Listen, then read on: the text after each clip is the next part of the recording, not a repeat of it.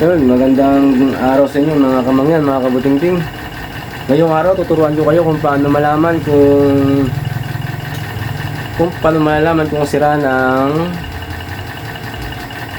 motor ng inyong washing or dryer. Ayan, magandang ikot yan. Naikot yan, ay freewheeling. Base sa tatlong wire na to, gamit ang yung tester. Ayan, tester to. Times 10, lagyan nyo times 10. Ayan, di ba na? Ito ng lambot. Times 10. Dapat yung tatlong wire na to, tatlong wire na yan, ay may palo. Dapat may yung tatlong yan, wire na yan, palo dito, may continuity. Pag sa isang yan, ay mayroong hindi gumana, hindi pumalo yung tester, ibig sabihin, sira na yung motor nyo. Ayan, lagay natin dyan. Kita nyo, lagay natin dyan. Kakabit ko dito yung isa sa blue. Ayan, o. Yan, kita nyo? Yan, pumapalo. Ito namang gray. Yan. Wala yung gray. Wait lang. Kaya kakita nyo yan. Wala yung gray. Yan, wala.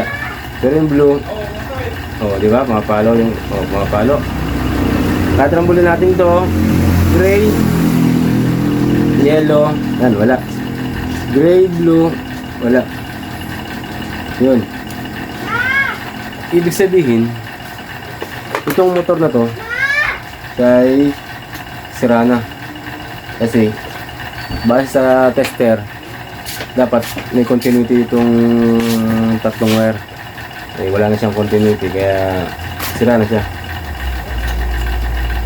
Kailangan ganun lang pag-check ng ating motor gamit ang itong tester. Pag marunong kayo ito, di alam nyo kung paano malaman kung good pa ba or bad na yung motor ng washing. Para hindi kayo mahirapan, hindi kayo manghula. Yan. Ito yung ating bagong motor ng washing. Tuturo ko sa inyo kung paggamit ng tester kung paano malalaman kung ito ay good or bad na. Yan. Ang paggamit nito, ito yung pakita sa inyo. Bago to. Itong wire na yan. Kung nakikita nyo yan, nababasa nyo yan. Yung itong blue na wire, blue, yan ay sa main, sa line. Yung yellow at red, itong yellow at red sa capacitor to. Yan. Gamit tayo ng tester times 10, natin sa times 10. Yan.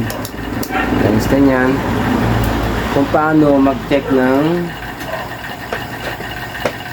buo pa yung motor ng washing or dryer nyo. Yan.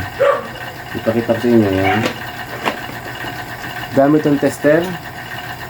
Tatlo yung wire ng motor or washing or dryer. Yung isa lagay nyo dito. Yan. Sa yellow.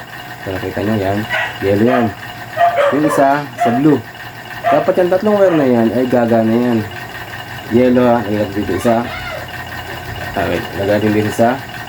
Sa red. Nakita nyo. Pumalo yung ating tester. Ibig sabihin meron siya. Dito naman sa blue. Yan. Wala. Yan. Okay. Kahit maalin dito sa tatlong to, kahit rambul-rambulin nyo to, kailangan yan, gagana yan, nakita nga palo. Yan. Ito dito, lagyan natin dito yan. Dito. Yan, gagana. Ito yung good na motor ng washing or dryer. Yan. Ganun ang pag-check ng kung tama, kung good pa yung motor nyo gamit ang tester, ganun lang.